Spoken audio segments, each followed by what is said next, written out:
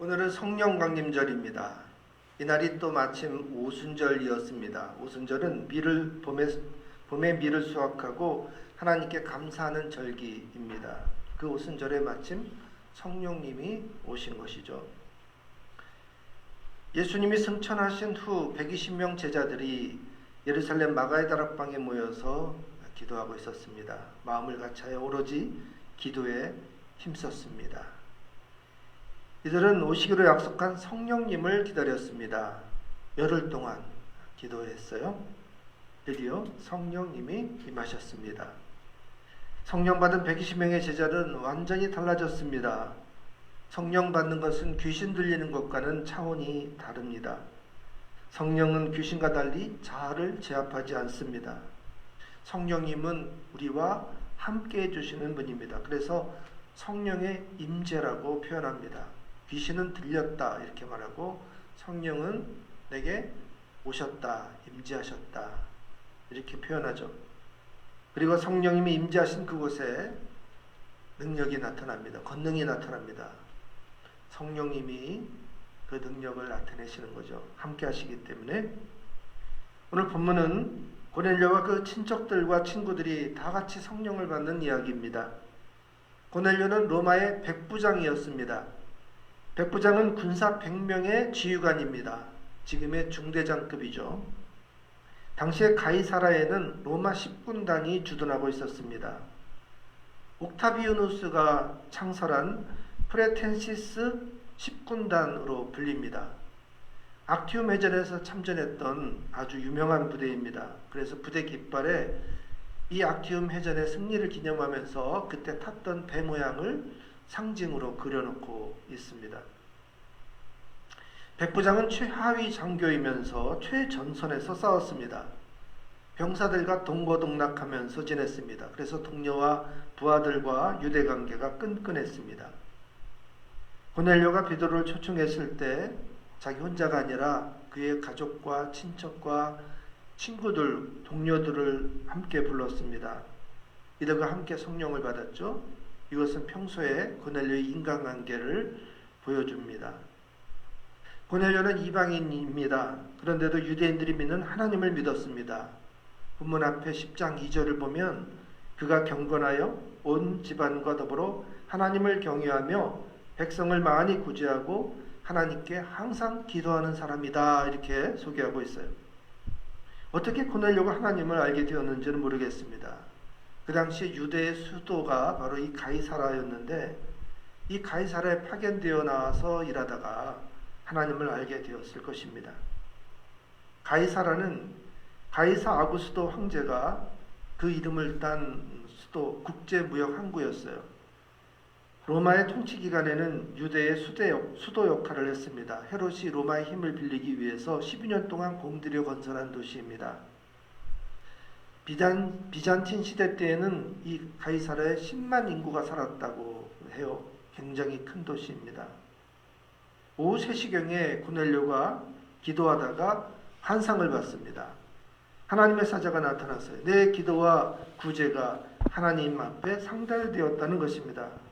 지금 사람들을 욥바로 보내서 베드로를 청하라 하고 했어요. 해변에 있는 무두장이 시몬의 집에 베드로가 있다고 정확하게 알려줍니다. 무두장이는 가죽을 가공하는 기능공이죠. 욥바에 있던 베드로에게도 계시가 있었어요. 가이사라의 욥바는 가이사라에서 욥바까지는 한 60km 됩니다. 해안선을 쭉 따라서 지중해 그 해안선이죠. 이틀 길을 가야 되는 거리죠. 다음날 고넬료가 보낸 사람들이 다 와갈 때 그때도 베드로가 기도하고 있었어요. 베드로가 기도한 시간은 6시라고 그랬으니까 정오죠. 베드로도 환상을 똑같이 보았습니다. 하늘이 열리고 큰 보자기 같은 것이 내려오는데 네 귀퉁이에 줄이 달려 있었어요. 그 안에는 각종 네 발 가진 짐승과 벌레들과 공중에 나는 것들이 있었어요. 하늘에서 소리가 들렸습니다. 베드로야 일어나 잡아먹으라. 베드로는 율법에 그만 부정한 음식이어서 결코 먹지 않겠다고 대답합니다. 그때 하나님께서 깨끗하게 하신 것을 내가 속되다고 하지 말라 하는 소리가 또 들렸어요. 이런 일이 3번 반복되고 그 그릇이 다시 하늘로 올려져 갔습니다. 베드로는 이 환상이 무슨 뜻인지 의아했어요. 마침 고넬료가 보낸 사람이 시몬의 집 앞에서 서서 베드로를 찾았습니다. 그때 성령께서 또 베드로에게 말씀하셨어요. 2 사람이 너를 찾으니 일어나 내려가 의심하지 말고 함께 가라. 곧바로 베드로가 따라 나섰습니다. 그렇게 성령께서 고넬료와 베드로를 만나게 해주셨어요. 성령께서 서로 모르던 2 사람을 이어주셨습니다. 고넬료는 말로만 듣던 베드로 사도를 실물 영접했습니다. 고넬료는 베드로 발 앞에 엎드려 절했어요. 점령군 로마 장교가 그 지역의 한 사람에게 엎드려 절한다는 것은 말이 되지 않는 거죠. 고넬료가 얼마나 감격했을지 느껴지는 장면입니다. 베드로도 놀라가지고 나도 사람이다. 이 말은 뭐예요? 고넬료가 베드로를 하나님처럼 여겼다 하는 말이에요. 이제까지 고넬료는 의롭게 하나님을 경외해 왔었습니다. 그런데 누가 나서서 그에게 복음을 들려주는 사람은 없었어요. 그저 풍문으로 유대인의 하나님이 참 신인 것을 알았던 것입니다. 당시 로마는 여러 지역을 점령하고 그 지역에 있던 다양한 종교 유산을 다 인정해주고 또 좋은 거는 자기들이 물려받았습니다. 특히 그리스의 신화는 문학과 예술의 그 경지가 정점에 올라가 있었어요. 그리스의 많은 신화 이야기들이 극장에서 연극으로 또 뮤지컬로 공연이 되고 있었던 것입니다. 그리스를 점령한 로마는 그리스의 철학과 그 문화 모습에 놀랐어요. 자신들의 신화 체계가 약했던 로마는 그리스의 신화를 그대로 받아들였습니다. 그래서 그리스의 신들의 이름을 라틴어로 바꿔서 로마 신화로 각색했어요. 그러니까 제우스 신, 그러면 로마에서는 주피터 신 이렇게 바꾼 거죠. 그래서 우리가 그리스, 로마 신화 이렇게 이어서 말하잖아요. 사실은 로마 신화가 아니고 그리스의 신화를 자기들이 다 수입해갖고 각색한 거죠. 고넬료는 로마군 장교였지만 그리스 신화에 빠지지 않았습니다. 로마는 자기들의 점령지마다 극장을 탐한 그 극장이 다 그리스 극장에서 따온 거예요. 그리고는 거기서 로마 신화를 공연하게 하는 거죠. 정말 그 유적지가 보면 규모가 대단해요. 그 해전 같은 거를 재현하려고 그 안에다가 물을 확 담고 그 물을 쫙 빼고 막 이런 시설까지 다 해놨어요. 그러니까 아주 리얼하게 신화의 이야기를 재현하면서 공연하니까 공연할 때마다 사람들이 가득 모여가지고 열광하면서 그 문화를 즐겼던 거죠. 근데 그 신화에 등장하는 인물들이 다 영웅들을 신으로 이렇게 바꾸거나 지어낸 이야기들에 불과한 거죠. 고넬료는 비록 이방인이었지만 그런 신화의 마음을 뺏기지 않고 참 신을 갈망했던 사람이에요. 고넬료는 이방인으로서 성령을 받은 최초의 사람입니다. 이것은 구원이 유대인뿐만 아니라 이방인에게도 확대되었음을 뜻하는 것입니다. 복음이 예루살렘에서 유대와 사마리아 이것을 넘어서 땅끝까지 전해지는 신호탄이었던 거죠. 그러니까 가이사라는 유대 지역이고 유대의 수도였지만은 지리적인 것이고 의미로는 인종을 뛰어넘는 이 순간 이것은 사마리아 밖을 뛰어나가는 그런 사인이었던 거죠. 아직 사도들은 이 사실을 받아들이지를 못했습니다. 하나님은 유대의 하나님이지 모든 민족의 하나님이 아니라고 여겼어요. 그래서 고넬료가 성령 받은 것은 유대인들에게는 커다란 충격이었습니다. 그래서 사도행전 11장에 넘어가면 이 이야기가 들려지면서 예루살렘의 사도들이 같이 충격을 받는 이야기가 나와요. 하나님을 타민족에게 빼앗긴 것 같은 기분이 들었죠. 이제까지 하나님은 유대 민족을 택하셨습니다. 이스라엘을 성민으로 삼으시고 이스라엘의 하나님이 되어주셨던 거죠. 그런데 이제 예수 그리스도 십자가의 은혜를 그 구원의 은혜를 모든 민족에게 베풀려고 하셔요. 그래서 성령을 보내주셨습니다. 이 복음을 모든 민족에게 전하게 하셨어요. 그 첫 단추로 고넬료를 택하신 것입니다. 하나님이 베드로에게 보자기 환상을 보여주셨죠. 율법에 가리라고 했던 이 부정한 음식을 이제는 먹으라고 하셨는데 그게 무슨 뜻인지 의아했지만 이제야 베드로가 그게 뭔 이야기인지 깨닫게 되었어요. 부정한 짐승은 곧 이방인을 뜻하는 것이었죠.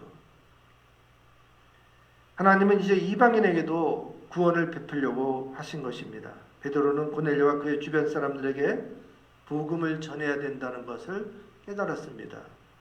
그래서 오늘 본문 34절부터 베드로의 설교가 시작이 되어 베드로가 입을 열어 말하되, 그 첫 마디가 하나님은 사람의 외모를 보지 아니하신다. 어떤 민족이든 하나님을 경외하며 의를 행하는 사람은 다 받으시는 줄 깨달았다. 이래요. 이 깨달음이 없으면 베드로가 지금 설교를 안 했죠. 근데 하나님이 이제 이 복음의 빗장을 여셨구나 하는 것을 알고 고넬료에게 복음을 전할 이 마음을 갖게 된 거예요. 베드로는 예수님이 복음을 전하시고 성령을 기름 붓듯 하시며 병자를 고치고 귀신 쫓는 이야기를 해주었습니다. 그리고 십자가에서 죽으셨으나 사흘 만에 다시 살아나신 것, 부활하신 주님이 아무에게나 나타나 보이지 않으셨다. 오직 택하신 증인에게만 나타나 보여주셨다. 그 사람들이 바로 그 부활하신 주님과 같이 음식을 먹은 우리들이다.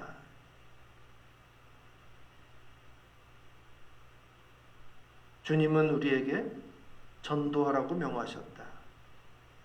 그 내용이 뭐냐면 바로 그 예수가 심판주로 이 땅에 오시는 분이고 예수님을 믿는 사람들이 다 그의 이름을 힘입어 죄사함을 받는다. 이렇게 외쳤어요. 베드로가 정말 뜨거운 마음으로 열정으로 설교했어요. 그러자 그 말씀을 듣는 모든 사람에게 성령이 내려오셨습니다. 말씀을 듣던 모든 사람이 그 자리에서 방언을 했어요. 이것은 마가의 다락방에서 베드로가 체험한 것과 똑같았습니다. 베드로는 이방인에게도 성령 주심을 보고 놀랬다 그랬어요. 여기 고넬료가 성령 받는 장면에 몇 가지 특이한 점이 있어요. 첫째는 하나님이 성령 받을 사람을 택하셨다는 거예요. 하나님은 이방인에게 첫 복음의 물꼬를 트려고 계획하셨습니다. 먼저 적임자를 찾으셨어요. 바로 고넬료가 그 적임자예요. 이방인이지만 경건하고 하나님을 경외하고 기도하는 사람이었어요. 로마 장교에서 영향력도 있었습니다. 힘 있는 대로 주변 사람들을 알게 모르게 열심히 구제하는 일을 했어요. 착한 일을 많이 했어요. 그 다음에 이제 유대인과 이 12사도들이 아직 이 선민 사상에 붙들려 있었습니다. 이거를 깨트려야 되는데 이 편견을 깨트리기 위해서 하나님은 베드로를 또 대표로 택하셨어요. 베드로와 고넬료의 만남은 하나님이 최상의 시나리오를 짜신 거예요. 고넬료는 이방인으로서 첫 성령의 물꼬를 트고 복음의 물꼬를 틀 사람이 적임자였고, 베드로는 유대인들이 갖고 있었던 이 편견을 깨트릴 수 있는 최적의 사람이었죠. 12사도의 대표였으니까. 하나님은 성령 받을 사람을 택하십니다. 물론 성령 받기를 사모하는 사람이어야 해요. 성령은 마구자유로 임하시지 않으십니다. 먼저 성령 받기를 간절히 사모해야 합니다. 그때 하나님이 선택하셔서 성령을 받게 허락하시는 것이요. 두 번째로 성령은 그 자리에 있던 모든 사람에게 임하셨어요. 마가다락방에서 성령이 임하실 때도 120명의 제자 모두에게 임하셨어요. 한 명도 빠짐없이. 고넬료와 고넬료의 가족과 고넬료의 친척과 고넬료의 친구들 모두에게 성령이 임하신 것입니다. 한 명도 빠짐없이 전부 성령을 받았어요. 물론 그 가운데 의심하는 가짜가 있으면 받을 수 없었겠죠. 성령을 받기 사모하는 모든 자들, 그 은혜 현장에 있던 모든 자가 성령을 받았습니다. 그래서 성령 받으려면 그 은혜의 자리를 찾아가야 돼요. 성령은 불길 같아가지고 이게 옮겨 붙습니다. 제가 청년 때는 부흥회도 많았고 사람들이 또 산에 올라가서 기도해서 철야 금식하면서 기도 많이 했어요. 그 집회 때 많은 사람들이 성령 받았습니다. 근데 그때 보면 한 사람이 성령 받으면 그 옆에 있던 사람도 막 불길이 옮겨 붙는 것 같이 막 방언이 터지고 막 은혜 받고 성령 받는 걸 많이 봤어요.